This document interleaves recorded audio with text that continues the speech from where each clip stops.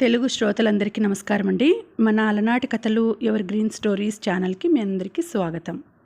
శతాబ్ది సూర్యుడు అనే నవల వింటున్నాము. రచన శ్రీమతి మాలతి చందూర్ గారు. ఇక ఆలస్యం చేయకుండా మనం కథలోకి వెళ్ళిపోదాం. మీరు కూడా ఆలస్యం చేయకుండా వినేయండి. మరి వీడియో చూసిన వెంటనే లైక్ చేసి షేర్ చేసి తప్పకుండా సబ్స్క్రైబ్ చేసుకోండి. మన ఛానల్ని బెల్ ఐకాన్ యాక్టివేట్ చేసుకోండి. ఈసారి కమలకి కూడా చాలా దిగులు వేసింది. పుట్టినప్పటి నుంచి కమలకి బుల్లి తాతయ్య ఇల్లు చిరపరిచితం. ఆయన ఒళ్ళో కూర్చొని ఉయ్యాల బల్ల మీద ఊగేది. ఆ బల్లకున్న వెండి గొలుసులతో ఆడుకునేది. గ్రామ్ఫోన్ పాటలు ఆసక్తితో వినేది. తాతయ్యకి తల దువ్వి జడవేసేది. వేసం కాలంలో వీపు మీద చెమట పొక్కులు గిల్లేది. శీతాకాలంలో ఆయన అరికాళ్ళకి వ్యాజ్లైన్ రాసేది. తాతయ్య తన చేత తొలిసారి అక్షరాలు దిద్దించాడు. పద్మకి నామకరణం చేశాడు.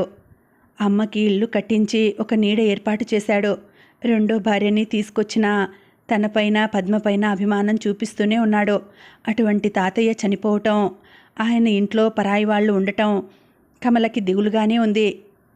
సూరమ్మ సరే బుల్లి తాతయ్య గారి వీధిలో నడవటం మానుకుంది.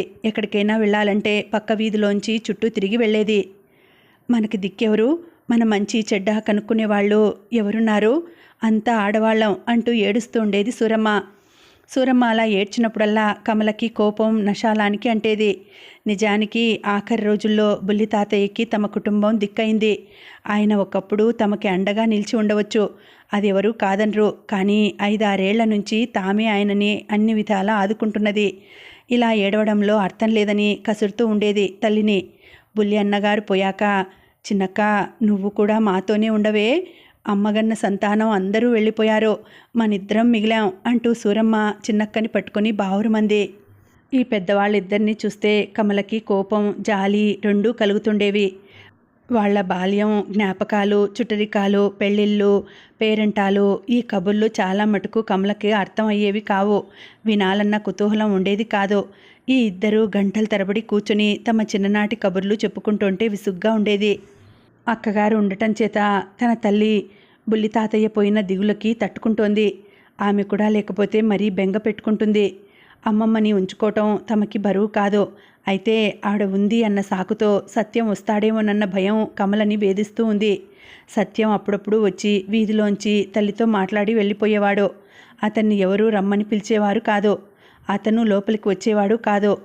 అమ్మమ్మ బొంబాయిలో ఉన్న కొడుకు దగ్గరికి ఏడాదికోసారి వెళ్ళి 1 నెల నాళ్ళు ఉండి వచ్చేది. ఆ మహానగరంలో ఆవిడతో మాట్లాడేవాళ్ళు ఎవరూ ఉండేవారు కాదు. కొడుకు కోడలు ఉద్యోగాలకి, పిల్లలు స్కూల్కి వెళ్ళేవారు. భాష తెలియదు, ఇరుగు పొరుగు తెలియదు. బందికానాలో ఉన్నట్లు పగలంతా ఇంటికి కాపలా, గూటికి చేరిన పక్షుల్లా కొడుకు కోడలు మనుమలు అన్నీ తినేసి పడుకునేవారు. 1 నెల నాళ్ళు అయ్యేసరికి పుట్టిన ఊరి మీద గాలి మళ్ళీ పరిగెత్తుకొచ్చేది చెల్లెలింటికి. అమ్మమ్మ రైలు దిగి ఇంటికి రాగానే అక్క చెల్లెళ్ళిద్దరూ ఒకరినొకరు కావులించుకుని ఏడ్చేవారు.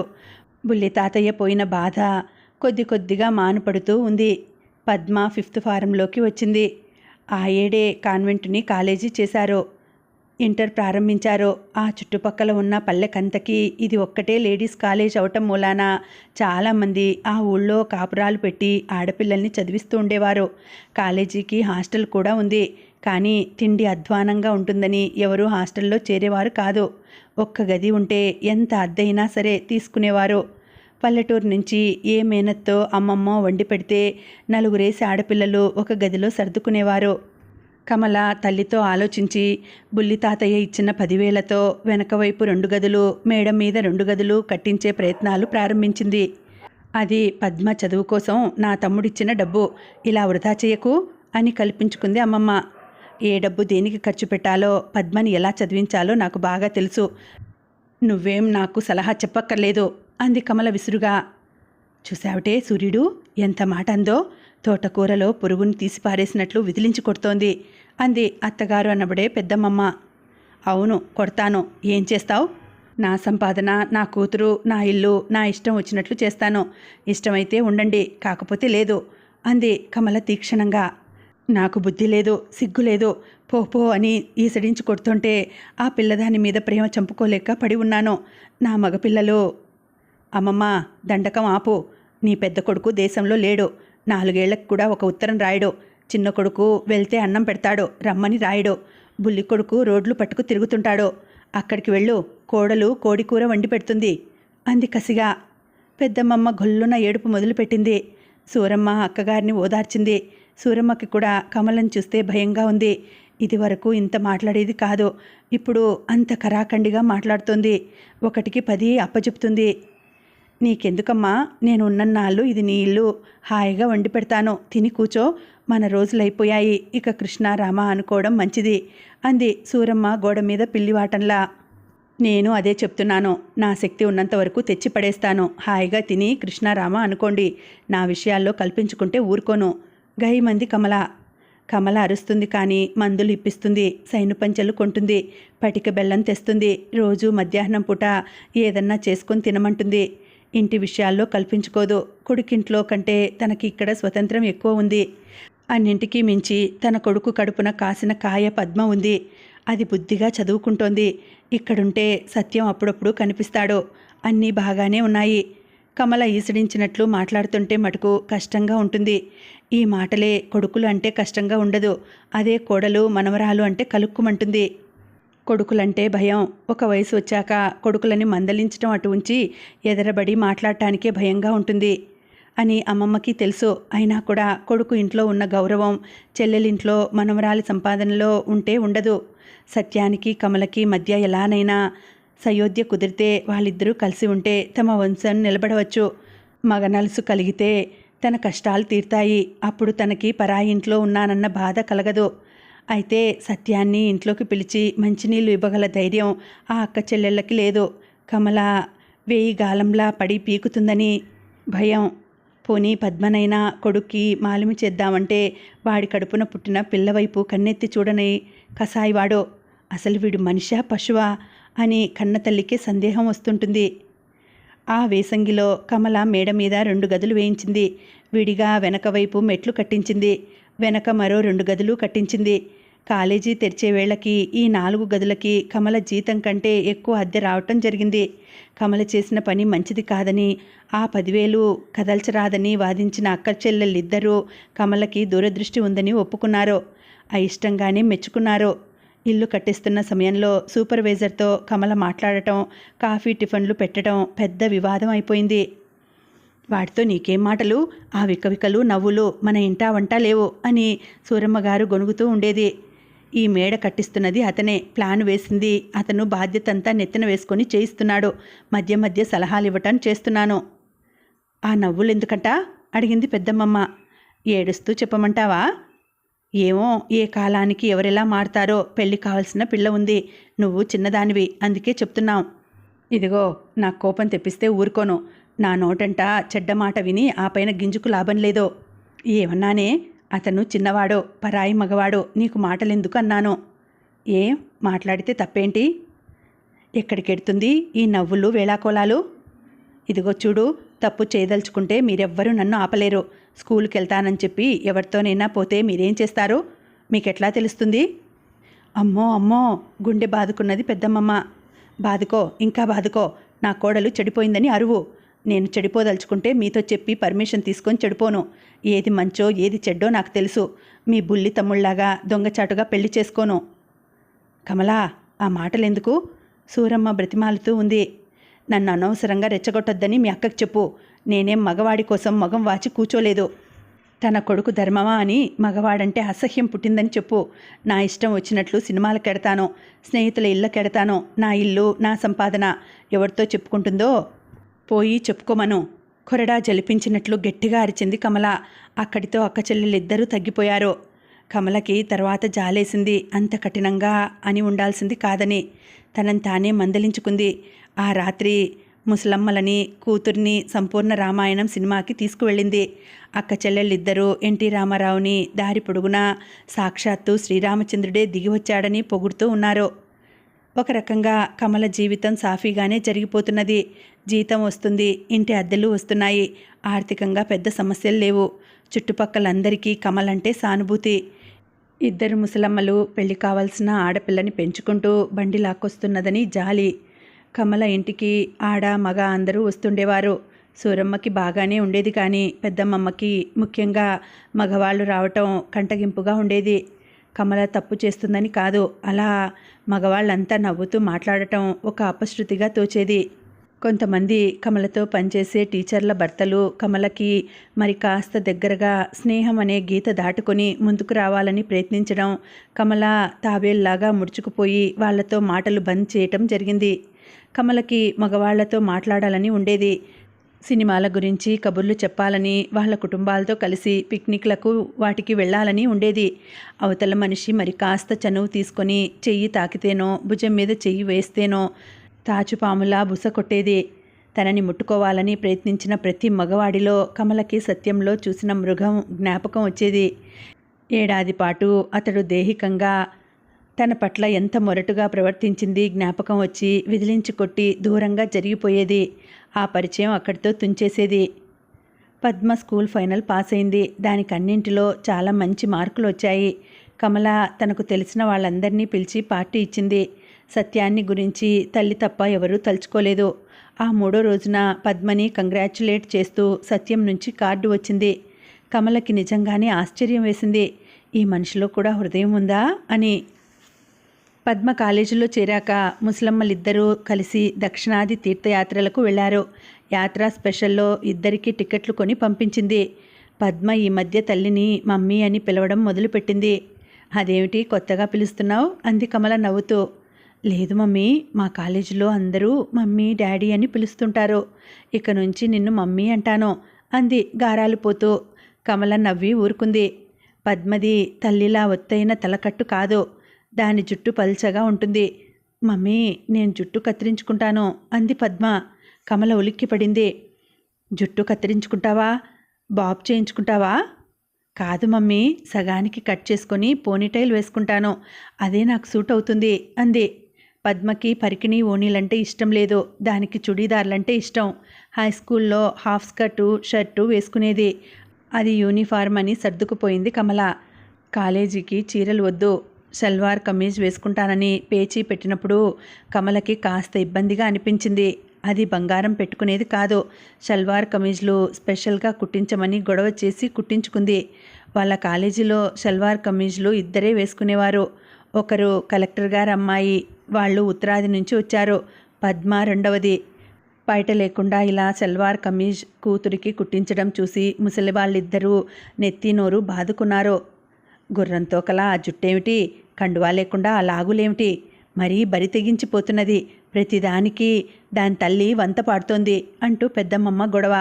కమల మాట్లాడలేదు. పద్మ లెక్కలేనట్లుగా ప్లాట్ఫారం షూస్ వేసుకుని సల్వార్ కమీజ్లో కాలేజీకి వెళ్ళింది. మా కాలంలో ఇవన్నీ ఎరగం, పెద్దవాళ్ళు ఎలా చెబితే అలా విన్నాం. ఇప్పుడు పెద్దలకే బుద్ధి లేదు, పిల్లలకెలా వస్తుంది అని పెద్దమ్మమ్మ ఉవాచ. పావడా ఓనీల కంటే ఇవే నయం. సన్నగా జార్జెట్ ఓనీల కంటే ఈ షల్వార్ కమీజ్లు ఒంటి నిండా ఉంటాయి. పమిట తొలగిందనే బాధ ఉండదు. ఆడపిల్లలు హాయిగా కాళ్లకు బంధాలు పడకుండా నడవచ్చు. మిగతా పిల్లలు పరికిణీ ఓనీలు వేసుకోవడం లేదా? వాళ్ళందరూ రోడ్డు మీద బోర్లా పడుతున్నారా? వాళ్ళిష్టం వాళ్ళది, మనిష్టం మనది. దానికి ఆ డ్రెస్ సౌకర్యంగా ఉందని కుట్టించాను. కొన్నాళ్ళు పోతే అందరూ ఇవే కట్టుకుంటారు అంది కమల. నువ్వెళ్ళి ఇంటింటా ఆ డ్రెస్సులు పంచిపెడతావా అడిగింది పెద్దమ్మమ్మ. ఈ రోజుల్లో పిల్లలు మీకంటే నాకంటే తెలివైన వాళ్ళు, వాళ్ళకి ఏది బాగుంటే అది చేస్తారు. పద్మ శ్రద్ధగా చదువుకొని మంచి మార్కులు తెచ్చుకున్నన్నాళ్ళు నాకు బెంగలేదు. చదువులో వెనకబడితే ఊరుకోను. ఇలాంటి చిన్న చిన్న సరదాలు నేను కాదని అనను. నీ ఇష్టం. ఆడపిల్ల మొగరాయిల్లా తిరుగుతుంటే చూడలేక అన్నాం.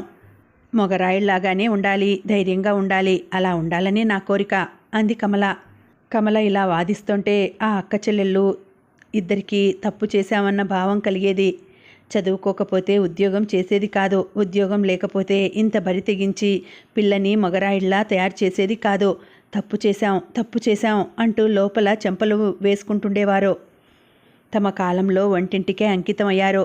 ఇంట్లో వాళ్ళు గుళ్ళు కొట్టించి ఇంట్లో నొక్కి పారేశారు. అన్నదమ్ములకు వదినగార్లకి రోగాలు రొచ్చులు అయితే ఎడం చెయ్యి కుడి చెయ్యి అనకుండా సేవలు చేసినప్పుడు వాళ్ళు కృతజ్ఞతతో కనీసం జత బట్టలు కూడా ఏనాడు కొనివ్వలేదని వాళ్ళని తిట్టేది కాదు. సాంప్రదాయంలో ఆచారాల్లో ఊలిపోయి చీకిపోయిన తమ జీవితాలు తాము గడిపిన జీవితం గొప్పది ఉన్నతమైనది అనుకుంటున్నారు. సూరమ్మ తన జుట్టు తీసినప్పుడు పడ్డ వేదన మర్చిపోయింది. నోములు వ్రతాలు అప్పుడు తనని దొడ్డివాకిలి వైపుగా తరిమిన పరిస్థితులు స్మృతిలోంచి చెరిగిపోతున్నాయి. ఆనాడు పడిన కష్టాలు, మనోవేదన ఈ 40 ఏళ్లలో జ్ఞాపకాల్లోంచి జారిపోయి క్రమబద్ధమైన సాంప్రదాయమైన విధానాలుగా అనిపించి ఆడవాళ్ళు అలా బతకటమే సబబు అనుకునే స్థితికి వచ్చింది. అయితే కమల సూరమ్మలాగా పరిస్థితులతో రాజీ పడదలుచుకోలేదు. తన ఇష్టాయిష్టాల్ని చంపుకోదలుచుకోలేదు. తనకంటే తన కూతురు ఒక అడుగు ముందుకు వేస్తానంటున్నది. తను వెనక్కి లాగదలుచుకోలేదు. సాంప్రదాయం, కుటుంబ గౌరవం, పరువు, ప్రతిష్ట ఇవి స్త్రీలకే పరిమితం కాదు, మగవాళ్ళకి ఉండాలి. తమ కుటుంబాల్లో మగవాళ్ళు సాంప్రదాయాలని, పరువు ప్రతిష్టల్ని తమ చేష్టలతో కాళ్లరాసి సాంప్రదాయాలని మీరు భద్రంగా కాపాడండి అని ఆదేశిస్తున్నారు. అటువంటివి వెనక తరంలో వారు భరించేవారేమో కానీ ప్రస్తుత తరం, రాబో తరాలు ఓర్చుకోవు. తమకి ఏది ఇష్టమో అది చేసి తీరుతాను అనుకుంది కమల. కాలగర్భంలో ఋతువులు, పండుగలు అన్నీ అతివేగంగా తిరుగుతున్నాయి. కమల పండుగలన్నీ చేస్తుంది. పండుగ రోజున పద్మకి వాళ్ళమ్మ తలంటు పోస్తే ఊరుకుంటుంది. కొత్త పరికిణి ఓని కుట్టిస్తుంది. ఫ్రెండ్స్ని పిలుచుకోమంటుంది. అలాగే పుట్టినరోజు చేస్తుంది ఆర్భాటంగా. ఇవన్నీ ఇంటికే పరిమితం. కాలేజీకి వెళ్ళినప్పుడు పద్మ పోనీటైల్ వేసుకుని షల్వార్ కమీజ్ ధరించేది. పుట్టినరోజున పద్మకి ఇష్టమైన స్వీటు, హాటు కమల చేసేది. పద్మ వాటిని ఫ్రెండ్స్ని పిలిచి వారికి పెట్టి ఆ రోజంతా ఆనందంగా గడిపేది. ఆ రోజు రాత్రివేళ కమల బాత్రూంకి లేచినప్పుడు పెద్దమ్మమ్మ మంచం మీద కూర్చొని 2 చేతుల్లో ముఖం పెట్టుకో కూర్చోవటం చూసింది. రాత్రిళ్ళు నిద్ర పట్టకపోతే 3-4 సార్లు బాత్రూమ్ దర్శనం చేసుకోవాల్సి వస్తూ ఉంటుంది. ఒక్కో రోజున ఒళ్ళు ఎరగకుండా నిద్ర పడుతుంది.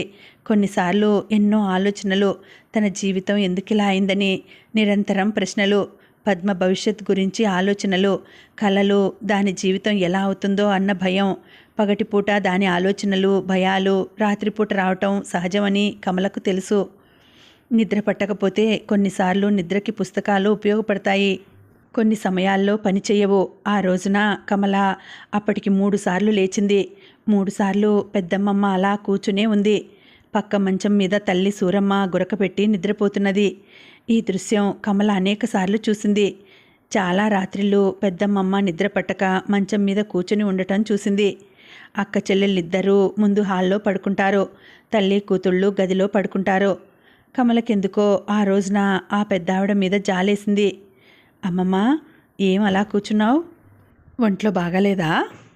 కమల సాధారణంగా కస్సు బుస్సు అంటూ ఉంటుంది. అలాంటిది అనునయంగా పలకరించేప్పటికీ పెద్దావిడ తట్టుకోలేకపోయింది. నిశ్శబ్దంగా ఏడుస్తోంది. ఏం జరిగిందమ్మమ్మా? అదేం లేదే, రాత్రిళ్ళు నిద్ర రాదే, గుండెల్లో మంట, బాధ. డాక్టర్ గారిని పిలవనా? అది డాక్టర్లకి లొంగదమ్మా. వాడు ఆ దిక్కుమాలిన వాడు తిండి లేక మాడుతున్నాడు. ఏడ్చింది అమ్మమ్మ. కమల మాట్లాడలేదు. ఏం చెప్పాలి, ఎలా ఓదార్చాలి? ఎక్కడైనా ఉద్యోగం వాడికి ఎవరిస్తారు? చదువు చట్టుబండలు లేనివాడికి ఎంత తెంచుకుందామన్నా వాడి మీద మమకారం పోకుండా ఉంది. అమ్మా, 3 రోజుల నుంచి నాకు నా పిల్లలకి తిండి లేదు అంటే చూస్తూ ఎలా ఊరుకోను? డబ్బిచ్చావా? ఇచ్చాను. నా దగ్గర ఏముంది? మీ అమ్మని అడిగి 20 రూపాయలు ఇచ్చాను. ఇంకా ఎందుకు ఏడుస్తున్నావు? అది ఆ ముండా పిల్లల్ని తీసుకుని కిరస్తానీ మతంలో కలిసిపోతానంటుందట. వాళ్ళైతే పిల్లలకి తిండి పెట్టి చదువు చెప్పిస్తారట. అది మంచిదేగా. వీడు మతం పుచ్చుకుంటాట. లేదు, నెలనాళ్ళ క్రితం వచ్చినప్పుడు చెప్పాడు. ఇవాళ మళ్ళీ వచ్చాడా? వచ్చాడు. అది పిల్లల్ని తీసుకుని వెళ్ళిపోయిందట. అక్కడికి వెళితే కాళ్ళు విరగ్గొడతామని కర్రలు పుచ్చుకు వచ్చారట. నేనెక్కడుండను, ఎలా బతకను అని ఏడ్చాడు. 3 రాత్రిళ్ళ నుంచి గుళ్ళో పడుకుంటున్నాడట. మళ్ళీ ఏడ్చింది అమ్మమ్మ. బొంబాయికి చిన్న మామయ్య దగ్గరికి పంపించలేకపోయారా? అక్కడ ఏదన్నా ఉద్యోగం దొరకచ్చు. కూలి పని అయినా కూడా చేసుకుని బతకొచ్చు. కావాలంటే ఛార్జీలు ఇస్తాను. వాళ్ళు వీణ్ణి పెట్టుకోరే. ఈ దౌర్భాగ్యుడి కోసం దెబ్బలాడి చేతకాని వెధవా అని వెనకేసుకొచ్చి ఆస్తి పంపకాలన్నప్పుడు వీడికి ఎక్కువ భాగం ఇప్పించాను. కమలకి జాలి, కోపం 2 వచ్చాయి. ఈవిడ మొదటి నుంచి గారాబం చేసి సత్యాన్ని చెడగొట్టింది. నా పెంపకంలో లోపం ఉందే. 3 ఒకే మాదిరి పెంచాను. కడగొట్టువాడు కదా అని పంచప్రాణాలు పెట్టుకుని పెంచాను. గుమ్మడి పండులా మెరిసిపోయేవాడు ఎలా అయిపోయాడో. నల్లగా మాసిన గుడ్డలతో నేను చూడలేకుండా ఉన్నాను. కమల, ఇంతమందికి చావొస్తున్నది, నాకెందుకు రాదో అర్థం కావటం లేదు. బ్రతుకుండి వాడి బాధను చూడలేకుండా తిండి లేక ఇడ్లీ పొట్లాలు కొనుక్కు తింటున్నాడట. రోడ్డు పక్కన అమ్మే ఇడ్లీలు తింటున్నట్ట. ఎక్కడైనా పనికి కుదరచ్చుగా. వాడికి ఇవ్వరే, వీడి చెయ్యి మంచిది కాదు. తనకొచ్చిన భాగం అంతా కర్పూరంలా వెలిగించాడు. నీ పిల్లకిచ్చిన నగలు అమ్ముకున్నాడు. ఇక అమ్మేందుకు ఏమీ లేదు, నన్ను అమ్ముకోవాలి. చిచి, అలాంటి మాటలనకో. వాడి మీద విపరీతమైన కచ్చ వస్తుంది. మళ్ళీ అయ్యో తిండి లేకుండా అల్లాడుతున్నాడు అని బాధ. విస్తర ముందు కూర్చుంటే వాడు తిన్నాడో లేదో అన్న బాధ. నోటికి ముద్ద పోదు. బలవంతాన కుక్కుకుంటాను. అన్నం విషంలా అనిపిస్తుంది. నేనేం చెయ్యను? ఏం పాపం చేశానని నాకు ఈ శిక్ష? కళ్ళెదురుగుండా వాడు పస్తులుంటే భరించలేకుండా ఉన్నాను. కనిపించకపోతే ఏ రోడ్డు మీద పడిపోయాడో అని భయం. ఆ భగవంతుడు నన్ను తీసుకుపోతే ఈ హింస ఉండదు. కమలకి చాలా జాలిగా ఉంది. ఈ వృద్ధురాలి మీద విపరీతమైన సానుభూతి కలుగుతూ ఉంది. నిస్సహాయురాలు. కన్న కడుపు తీపి ఈమెని నిలవనివ్వటం లేదు. తెలిసి వాడు వెధవ అని తెలిసి నీ గొంతు కోసినందుకు భగవంతుడు నాకు ఈ శిక్ష వేశాడు. అక్కడ బొంబాయి వెళ్తానా, వాళ్ళు విచ్చలవిడిగా డబ్బు ఖర్చు పెట్టుకుని హాయిగా ఉంటుంటే వీడు జ్ఞాపకం వస్తాడు. వాడు నా కొడుకే, వీడు నా కొడుకే. ఎందుకిట్లా చెడిపోయాడు? నేనేం పాపం చేశాను అని బాధగా ఉండి అక్కడ నిలవలేక పరిగెత్తుకొస్తాను. ఊరుకో ఊరుకో అంది కమల 18 ఏళ్లకి పెద్దమ్మమ్మ దగ్గర చనువుగా కూర్చుని ఓదారుస్తూ. ఊరుకోలేకుండా ఉన్నాను. పగలంతా ఎలాగైనా గడిచిపోతుంది. రాత్రిళ్ళు కంటి మీద కునుకు రాదు. వీడు చస్తే బాగుండును. ఒక్క ఏడుపు ఏడ్చి ఊరుకుందును. మళ్ళీ అయ్యో వాడు నా కొడుకు, తల్లిని అలా అనుకోకూడదు అని బాధపడుతుంటాను అని మళ్ళీ ఏడుస్తోంది. చిన్నప్పుడు గోరుముద్దలు నెయ్యి కలిపి అన్నం ముద్దలు తినిపిస్తే తినక ఏడిపించుకు తినేవాడు. మీగడ పెరుగు పెడితే ఉమ్మేసేవాడు. అట్లాంటిది 3 రోజులైంది అన్నం తిని అని ఏడుస్తుంటే నేను ఎలా బతకను? అప్పుడప్పుడు అనిపిస్తుంది నా భోజనం అలాగే విస్తరితో పొట్లం కట్టి వాడికి తీసుకెళ్ళి ఇవ్వాలని. ఇదంతా నా కర్మ, నేను చేసుకున్న పాపం అని తల కొట్టుకుంది అమ్మమ్మ. నీ బాధ ఏమిటి? ఎందుకు నిద్రపోవని నా చిన్న కొడుకు కానీ కోడలు కానీ అడగరు. అందరికీ వీడెక్కడ అంటుకుంటాడో అని భయం. ఇలాంటి కొడుకు పగవాళ్ళకి కూడా వద్దు. భగవంతుడికి నమస్కారం చేస్తున్నట్లు 2 చేతులు జోడించింది అమ్మమ్మ. ఆస్తంతా ఏం చేశాట? ఈనాడు సత్యం గురించి ఒక్క మాట కూడా అడగని కమల ఈ ప్రశ్న వేసింది. దానికి ఏటా పిల్లలట. పుట్టిన వాళ్ళు పుట్టి చచ్చిన వాళ్ళు చచ్చి 4 మిగిలారట. పురుళ్ళు జబ్బులు సంపాదన లేనివాడు ఆయన కాడికి అంతా అమ్ముకు తగలేశాడు. నగలన్నీ మార్వాడి కొట్లో తాకట్టు పెట్టాడు. అవి విడిపించడానికి డబ్బు లేక అవి పోయాయట. మరి ఆ అమ్మాయి? అది కూడా పిల్లల ఆకలి భరించలేక వీడిని వదిలేసి మతం మార్చుకుని చర్చిలో పనిచేస్తోంది. వాళ్ళు వీడిని రానివ్వరు. వీళ్ళిద్దరూ పెళ్లి చేసుకోలేదట. ఏడ్చింది అమ్మమ్మ. కమలకి ఎటూ పాలుపోలేదు. అమ్మమ్మ, నేను నిక్కచ్చి మనిషిని, నీకు తెలుసు కదా. నీలాగా నేను నిక్కచ్చిగా ఉండి ఉంటే వీడింత భ్రష్టుడయ్యేవాడు కాదు. ఆనాడు నన్ను ధృతరాష్ట్రుడు అన్నందుకు గింజుకున్నాను. ఇప్పుడు తెలుస్తోంది నువ్వు నిజమే అన్నావని. నీ కొడుకు నాకు మొగుడనే విషయం మర్చిపో. నా తల్లికి తమ్ముడు అన్న అభిమానంతో వచ్చినప్పుడు ఆకలి అంటే భోజనం పెట్టండి. ఆకలితో వచ్చిన శత్రువుకైనా తిండి పెట్టాలి. అది మన ఆచారం. తల్లి, ఎంత ఎదిగిపోయావే. విను, అప్పుడే అయిపోలేదు. ఇక్కడికొచ్చి తనేదో నాకు మొగుడు అని, కూతురు మీద తనకేదో హక్కు ఉందని అధికారం చెలాయిస్తే ఊరుకోను. బంధుత్వంతో జాలిపడి అన్నం పెడతాను. రాత్రిళ్ళు ఇక్కడ ఉండటానికి వీల్లేదు. బట్టలు లేవంటున్నావుగా, ఒక జత బట్టలు కుట్టిస్తాను. డబ్బు చేతికివ్వను, నేనే కుట్టిస్తాను. ఇవన్నీ నీకు అతనికి సమ్మతమైతే రేపటి నుంచి అన్నం పెట్టు అంటూ లేచింది కమల. అమ్మమ్మ కమల 2 చేతులు పట్టుకొని, వాడు వెధవైనా నిన్ను తప్పు పట్టాను. మొగుణ్ణి దారిలో పెట్టుకోవడం చేతకాని దానివని తిట్టిపోశాను. ఇంట్లోంచి వెళ్ళగొట్టావని మెటికలు విరుచుకున్నాను. ఆనాడు నువ్వు అలా చేసి ఉండకపోతే ఈరోజు ఈ అన్నం కూడా దొరికేది కాదు. చిన్నదానివి, నిన్ను మెచ్చుకోకూడదు అంటూ కళ్ళనీళ్లు పెట్టుకుంది అమ్మమ్మ. నేను మెత్తపడ్డానా? తప్పు చేశానా అని కమల చాలాసేపు మదనపడింది. ఏది ఏమైనా ఆకలితో ఒక మనిషి అల్లల్లాడుతుంటే తిండి పెట్టడం తన ధర్మం. కనీసం ఈ పెద్దావిడ కోసమైనా సత్యానికి అన్నం పెట్టడం న్యాయం అనుకుంది కమల. ఆకలి మనిషిని మృగాన్ని చేస్తుంది, హంతకుణ్ణి చేస్తుంది, ఆత్మాభిమానం లేనివాడుగా కూడా చేస్తుంది. మనిషిని దిగజారుస్తుంది, వెన్నెముక లేని పురుగుని చేస్తుంది, తోక ఊపే సునకాన్ని కూడా చేస్తుంది. ఇవి కమలకి బాగా బోధపడినాయి. సత్యం పిల్లిలాగా కమల స్కూల్కి వెళ్ళిపోయాక వచ్చేవాడు. కమల ఇంట్లో ఉంటే వీధి గుమ్మంలోనే కూర్చునేవాడు. లోపలికి వచ్చేవాడు కాదు. కమల ఇంట్లో లేకపోతే ధైర్యంగా వచ్చేవాడు. కాఫీ, అన్నం, టిఫన్లు అందరితో సమంగా తినేవాడు. ఎవరికి ఎక్కువ తక్కువలు చేయకూడదు, అందరికీ సమంగా పెట్టాలి అన్నది కమల హుకుం. సత్యానికి రెడీమేడ్ బట్టలు 2 జతలు తెప్పించి అమ్మమ్మ ద్వారా ఇప్పించింది. అతను బట్టలు వద్దనలేదు. ఒక టవలు, 2 బనీన్లు కూడా తెప్పించింది. తల్లి చేసిన ఈ పనిని పద్మ కూడా ఆమోదించింది. నాన్న అలా తిరుగుతుంటే మనకే అవమానం, మనమేదో ఆయన్ని చూడలేదనుకుంటారు అంది పద్మ. కమల భయపడినట్లు సత్యం రావటం చేత ఇబ్బందులు కలగలేదు. అయితే ఓ 10 రోజులు రోజు వచ్చి భోంచేసి వెళితే ఓ 20 రోజులు కనపడేవాడు కాదు, భోజనానికి వచ్చేవాడు కాదు. ఎక్కడికెళ్ళావురా, నీకోసం అన్నం వండి ఉంచితే అడిగేది పెద్దమ్మమ్మ. సత్యం జవాబు చెప్పేవాడు కాదు. ఆ తర్వాత నేను ఊళ్ళో ఉండను, నా కోసం వండకండి అని చెప్తుండేవాడు. ఎక్కడికెళ్ళేవాడో, ఏ ఉద్యోగమో ఎవరూ అడిగేవారు కాదు. అతను చెప్పేవాడు కాదు. ఆ ఇంట్లో అతను అతిథి, ఎప్పుడొస్తాడో వెళతాడో తెలియని అభ్యాగతి. అప్పుడప్పుడు పద్మ కాలేజీ నుంచి వస్తుంటే college anniversary, farewell party, practicals అలాంటప్పుడు పద్మని వెంట పెట్టుకొచ్చేవాడు. చీకటి పడితే అతను వెంట ఉండి తీసుకొచ్చేవాడు. కాలేజీలో లేట్ అవుతుందని అతనికి తెలుసా అడిగింది కమల. నేనే చెప్పాను, వచ్చి తీసుకొస్తానన్నాడు అంది పద్మ. పద్మ BA 2వ సంవత్సరంలోకి వచ్చింది. అప్పటి నుంచి సూరమ్మగారి పోరు మొదలైంది. పిల్లకి పెళ్లి సంబంధాలు చూడమని ఇంట్లో గొడవ. పద్మకి పెళ్లి చేసి అచటా ముచ్చటా తీర్చుకోవాలని సరదా. అయితే పెద్దమ్మమ్మ ఇప్పుడప్పుడే పెళ్లి వద్దు అని గట్టి పట్టుదలతో ఉంది.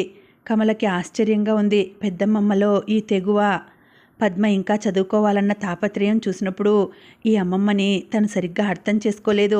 ఈవిడ సనాతన ధర్మం పట్టుకు వెళ్లాడటం లేదు, కాలంతో పాటు ఆధునికంగా ఆలోచిస్తున్నది అనుకునేది. ఒసేయ్ పద్మ, యూనివర్సిటీకి వెళ్ళి చదువుకోవాలి, అది లెక్చరర్ ఉద్యోగం చేయాలి, కాలేజీ ప్రిన్సిపల్ అవ్వాలి, కమల కంటే పెద్ద చదువు చదవాలి.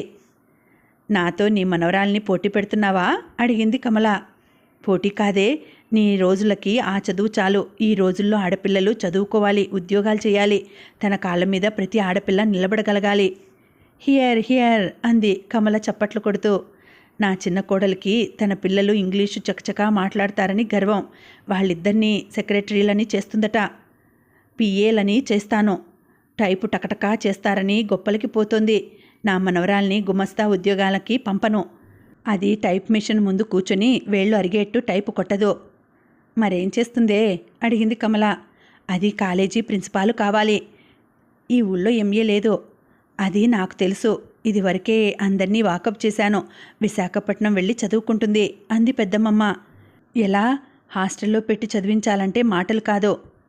ఇంతదాకా చదువుకుంది, ఇక ముందు చదవదా? ఏదో ఒక దారి కనపడకపోదు. నారు పోసినవాడు నీరు పోయకమానాడు. అదేమిటక్కయ్యా, పిల్లకి ఈ వయసులో పెళ్లి చేస్తే ముద్దు ముచ్చట అన్నీ జరిపించవచ్చు. దానికి 18 రాబోతున్నాయి. ఇప్పటి నుంచి వెతకటం మొదలు పెడితే BA అయ్యేప్పటికీ సంబంధం కుదురుతుంది.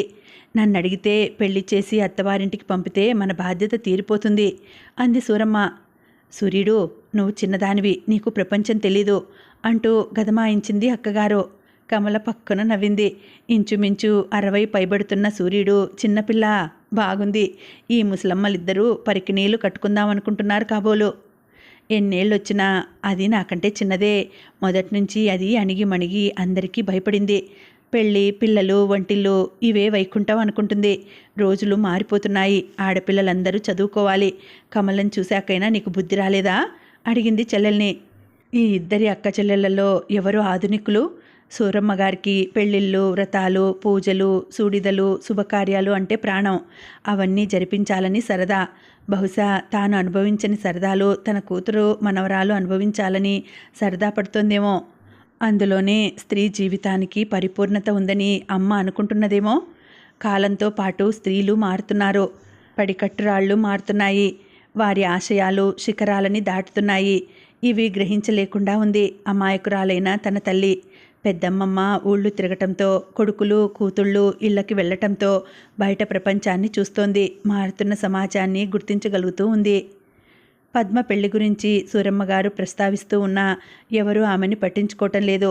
ఈ మధ్య కమలకి పెద్దమ్మమ్మకి మధ్య అవగాహన ఏర్పడింది. ఆమె పూర్వంలా కమలని గర్వం, అహంకారం అని పొడిచి మాట్లాడటం లేదు. కమల కూడా ఆవిడని విదిలించి కొట్టడం లేదు. అక్క చెల్లెళ్ళిద్దరూ గుళ్ళోకని హరికథలకని వెళ్తుండేవారు. పూర్వంలాగా కమల సినిమాలకి వెళ్తుంటే ఇద్దరూ చెవులు కొరుక్కోవటం లేదు. ఇంటి వాతావరణంలో ప్రశాంతత, అవగాహన చోటు చేసుకున్నాయి. కమల హైస్కూలుని గవర్నమెంట్ తీసుకుంది. గవర్నమెంట్ తీసుకోవటం వల్ల పే స్కేల్స్ పెరిగాయి. ఆ సంవత్సరం కమల గ్యాస్ స్టవ్ కొంది. అది ఎలా పనిచేస్తుందో, ఎలా అంటించాలో సూరమ్మ గారికి నేర్పేసరికి తల ప్రాణం తోకకొచ్చింది. సూరమ్మ గారు కుంపటి, కర్ర పొయ్యి ససేమిరా వదలనని గట్టి పట్టు పట్టినప్పుడు కమల కిరసనాయిల్ స్టవ్ కొని ఆ ఇంట్లో విప్లవం తెచ్చింది ఒకప్పుడు. ఇప్పుడు గ్యాస్ పొయ్యి, అది చాలా ప్రమాదకరమైనదని, గ్యాస్ పోతే ఇల్లు అంటుకుంటుందని ఎవరో చెప్పారట. అందుకని గ్యాస్ స్టవ్ మీద వంట వండేది కాదు. కమల కాఫీ, టీ, వేడినీళ్ళు పెట్టుకునేది. చిన్న చిన్న విషయాల్లో అక్కచెల్లెళ్ళిద్దరూ ఏకకంఠంతో కమలని ప్రతిఘటిస్తూ ఉండేవారు. పద్మ BA ఫలితాలు తెలిసిన రోజు ఆ ఇంట్లో పెద్ద పండుగ చేసుకున్నారు. పద్మ మొదటి టాపర్స్ 10లో ఒకరిగా వచ్చింది. మార్కులు బాగా వచ్చాయి. విశాఖపట్నం వెళ్ళిపోయి యూనివర్సిటీలో చేరినట్లే హడావిడి పడిపోతుంది. పద్మ సత్యం ఎవరి చేత తెప్పించాడో, తనే తీసుకొచ్చాడో తెలియదు కానీ ఆంధ్ర యూనివర్సిటీ నుంచి కెమిస్ట్రీ MSc అప్లికేషన్ ఫారాలు తెచ్చాడు. ఈ మధ్య సత్యం సంపాదిస్తున్నాడు. మంచి బట్టలు వేసుకుంటున్నాడు. అప్పుడప్పుడు కూరలు తీసుకొచ్చి పడేస్తున్నాడు. పద్మకి చుడీదార్ కూడా కొని తీసుకొచ్చాడు. అతనికి డబ్బు ఎలా వస్తుంది, ఎక్కడి నుంచి తెస్తున్నాడని భయం పట్టుకుంది కమలకి. చుడీదార్ తీసుకోవద్దని పద్మతో ఖచ్చితంగా చెప్పాలనుకుంది. కానీ నోరు రాలేదు. దానికి తండ్రి ఇచ్చిన మొదటి బహుమతి పుచ్చుకోవాలని ఉన్నట్లుంది. సత్యం ప్యాకెట్ చేతిలో పెట్టగానే గదిలోకెళ్ళి డ్రెస్ వేసేసుకుంది. కమల గొడవ చేస్తే బాగోదని ఊరుకుంది. ఈ తండ్రి కూతుళ్ల మధ్య బాంధవ్యం తమాషాగా ఉండేది. పద్మ పెద్ద చనువు ప్రకటించేది కాదు. అలా అని తండ్రిని లోకో చేసేది కాదు. అప్లికేషన్ ఎలా ఫిలప్ చేయాలి, సర్టిఫికెట్స్కి ఫోటో కాపీలు ఎలా తీయించాలి, ఇవన్నీ కమలని అడిగేది కాదు, తండ్రిని అడిగేది. సత్యం దగ్గర కూర్చుని అన్నీ ఫిలప్ చేయించి ట్రూ కాపీలు తీయించి పట్టుకొచ్చేవాడు. తల్లికి ఇవన్నీ తెలియదనో, ఆమెని శ్రమ పెట్టడం ఎందుకనో Padma postal order, bank draft ఇత్యాదివన్నీ సత్యానికి అప్పచెప్పేది.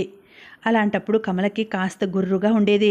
ఎవరి సాయం లేకుండా తను ఈ పిల్లని స్కూల్లో చేర్పించలేదా, స్కూల్ ఫైనల్ రాయించలేదా, ఇప్పుడు సత్యం మీద పద్మ ఆధారపడుతోంది అంటే పద్మకి కూడా స్వజాతి మీద నమ్మకం లేదా, ఆడపని మగపని అని వివక్షత చూపుతున్నదా అని మనసులో మదన పడేది.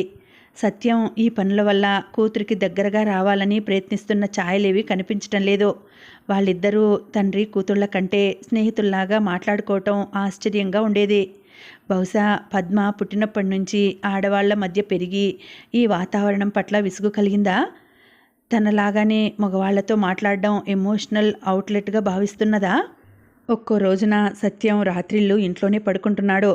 చాప దిండు వేసుకుని హాల్లో ఓ మూలగా పడుకుంటున్నాడు. ఇంట్లో పడుకోవద్దు అని కమల అనలేదు. చూసి చూడనట్లు ఊరుకుంది. కమల ప్రస్తుతం ఇంతకంటే పెద్దదైన సమస్య గురించి ఆలోచిస్తూ ఉంది. పద్మ విశాఖపట్నం వెళ్ళిపోయి యూనివర్సిటీలో చేరటం ఖాయం అన్నట్లు అన్ని ఏర్పాట్లు చేసుకుంటున్నది. అయితే నెల నెల హాస్టల్కి, ట్యూషన్కి, బుక్స్ వీటన్నింటికి డబ్బు ఎలా పుట్టించాలి అన్న సమస్య కమలని వేధిస్తూ ఉంది.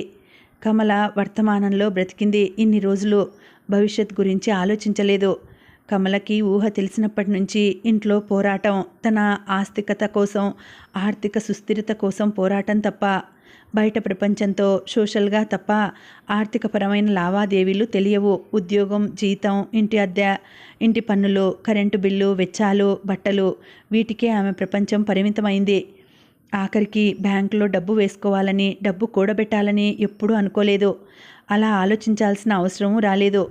పద్మ ఉన్న ఊళ్ళోనే చదవటం చేత కాలేజీ ఫీజు, బుక్స్ అంత బరువుగా అనిపించలేదు. ఇప్పుడు పద్మ యూనివర్సిటీలో చేరతానంటున్నది. నెలకి 500-600 పంపాలి. ముందుగా 3-4 వేలు ఎట్లా పంపాలిట, ఎక్కడి నుంచి తేవాలి? ప్రావిడెంట్ ఫండ్ నుండి లోన్ అడిగితే అప్లికేషన్ పెట్టి శాంక్షన్ అయ్యేప్పటికీ 3 నెలలైనా పడుతుంది. నగలు తాకట్టు పెట్టడం కమలకి ఇష్టం లేదు. ఇష్టం లేదు అనే కంటే చేత కాదు అనటం సబబు. తన తల్లి అమాయకురాలు, ఆవిడకి ఏం తెలియదు. పెద్దమ్మమ్మ దగ్గర కానీ లేదు. సత్యం తన మీద ఆధారపడి ఉన్నాడు. డబ్బు ఎలా పుట్టించాలో తెలియక మదన పడుతోంది. ఎలాగో అలా పద్మని యూనివర్సిటీలో చేర్చాలి. ఎలా ఎలా ఆ దారి కోసం తీవ్రంగా వెతుకుతూ ఉంది కమల. ఈ మధ్య సత్యం 10 రోజులుగా రావటం లేదు. సూరమ్మ గారు మూడో ఇంట్లో వారి కోడలు నొప్పులు పడుతున్నదని ఎక్కడ పని అక్కడ వదిలేసి పరిగెత్తుకెళ్ళింది. ఇటువంటి విషయాల్లో అక్క చెల్లెలిద్దరూ తూర్పు పడమర్ల వంటివారు.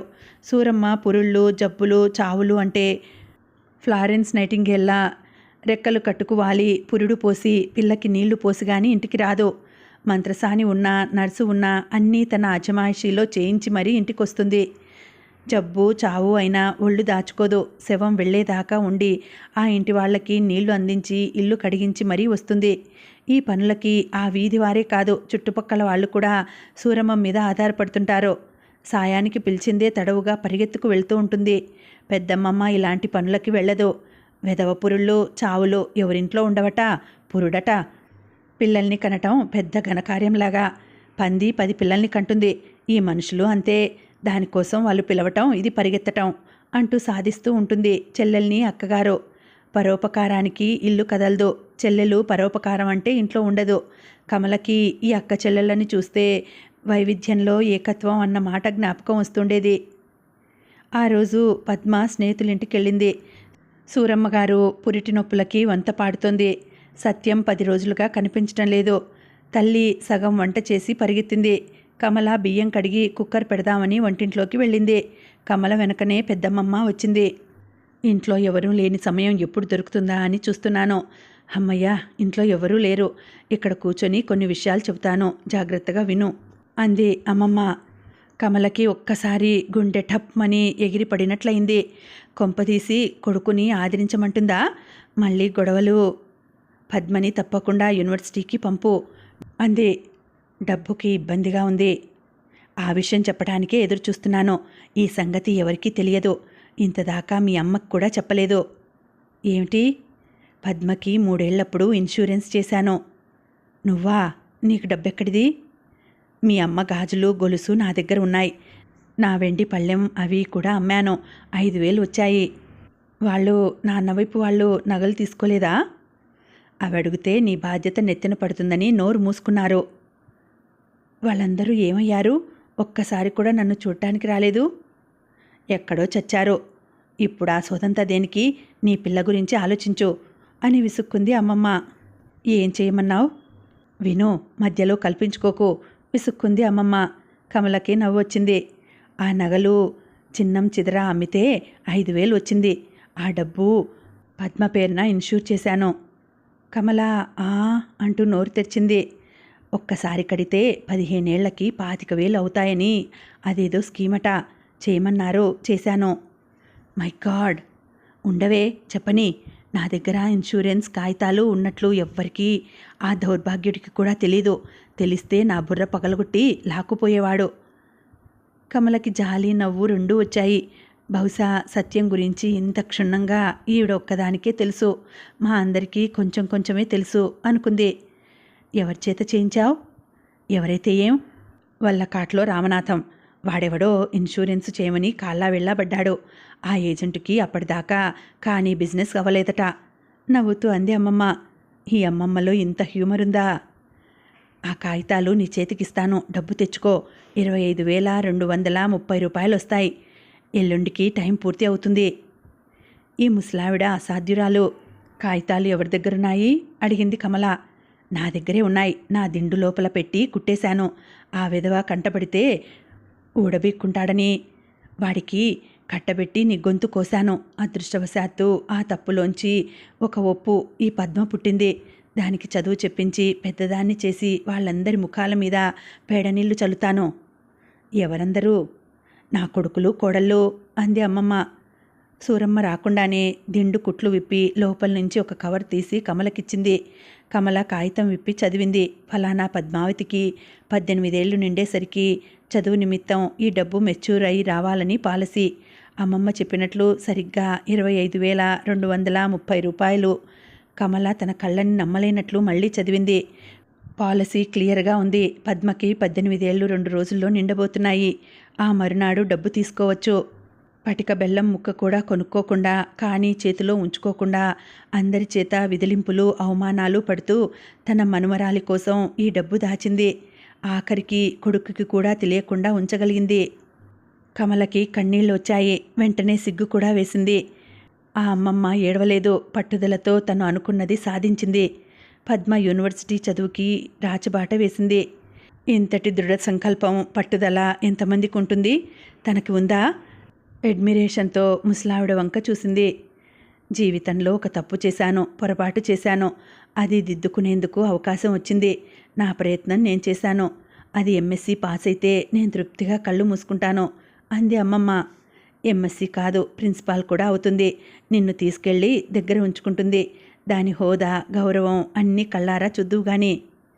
ప్రిన్సిపాల్ గారి మా అమ్మలా అధికారం చెలాయిద్దువు గాని. నీ ద్వారానే మా లాంటి వాళ్ళకి ఇంటర్వ్యూ దొరికేది అంది కమల. పోవే, నేను ఉన్నా లేకపోయినా దాని చదువు పూర్తి అవుతుంది. అదే నా కోరిక అంది అమ్మమ్మ ఇక మాట్లాడేది ఏమీ లేదన్నట్లు. కథ కొనసాగుతుంది. మళ్ళీ వచ్చే వీడియోలో తర్వాతి భాగం వినేద్దామండి. అంతవరకు శుభరాత్రి. నమస్తే.